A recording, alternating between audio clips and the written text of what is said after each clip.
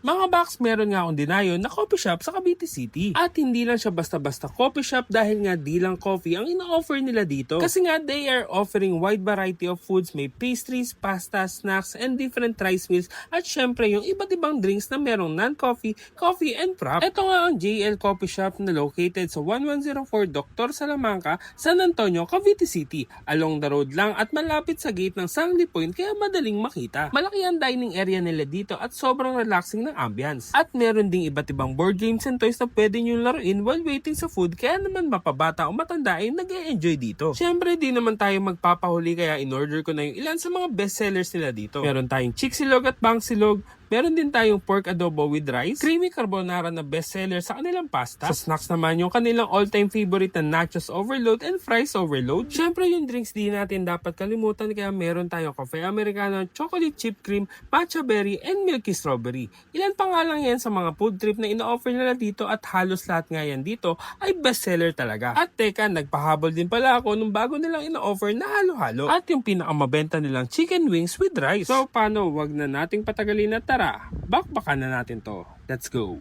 So mga bakse, napadayo nga tayo dito sa Cavite City para nga bisitahin itong JL Coffee Shop na nag-o-offer ng not just coffee pero ayan, marami silang ino-offer na rice meal, pasta, and snacks. So, wag na natin patagalin.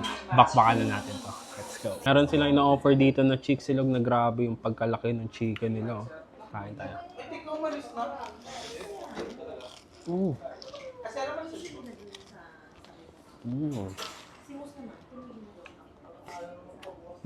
First thing yung fried rice. Legit na fried rice. Talagang sinangag siya sa garlic. And yung fried chicken naman, Filipino style fried chicken na hindi ganun kakapal yung breading. Pero malasa at juicy yung loob.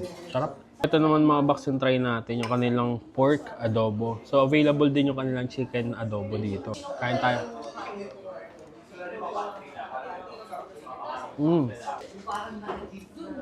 Adobo nila medyo matamis-tamis. Sarap ito. Ito naman mga box, meron din silang ino-offer dito na different flavored wings. At ito itatry natin, yung kanilang salted egg. Kain.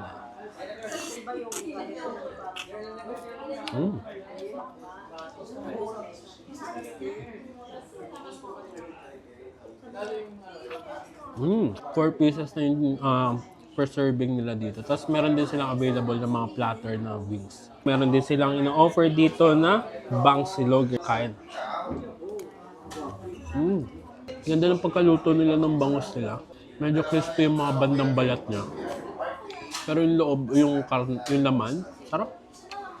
Yung medyo saktuhan lang. One of the best seller nila dito na pasta is yung kanilang carbonara. Creamy yung carbonara nila na merong garlic bread na naka-sides. Kain.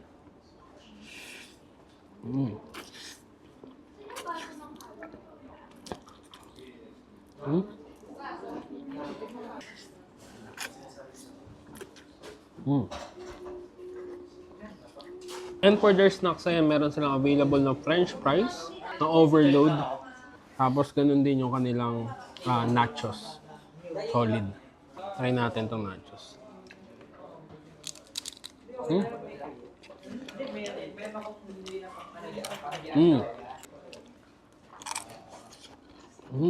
Yung meat, may lasa na siya, may timpla na. And ang sarap.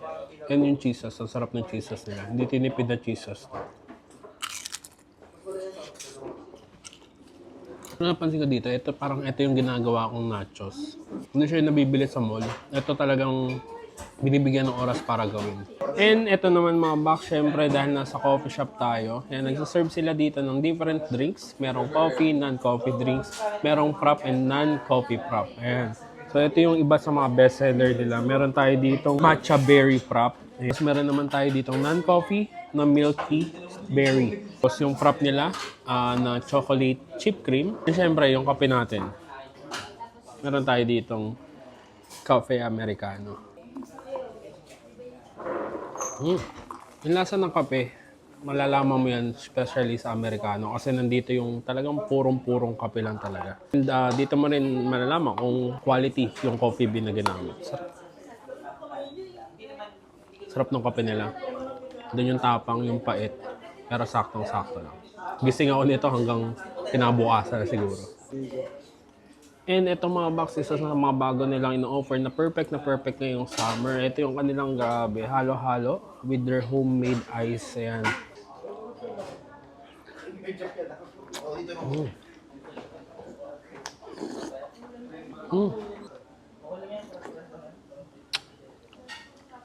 Naghanap ko ng something refreshing. Yan yung napakainit na panahon na yan. Perfect tong kanilang halo-halo dito. So, ayun mga box, ilan lang yan sa mga food trip na ino-offer nila dito. Kung gusto nyong masubukan at gusto nyong matikman, dayuhin nyo ng JL Coffee Shop dito sa Cavite City. Sobrang panalo sa mga drinks and food na ino-offer nila. So, paano? Ubusin ko muna itong mga food trip na to at kita-kit sa susunod ko na dayuhin ko sa may masarap, mura at kakaibang kainan. And don't forget to eat, ride and grind. Let's go!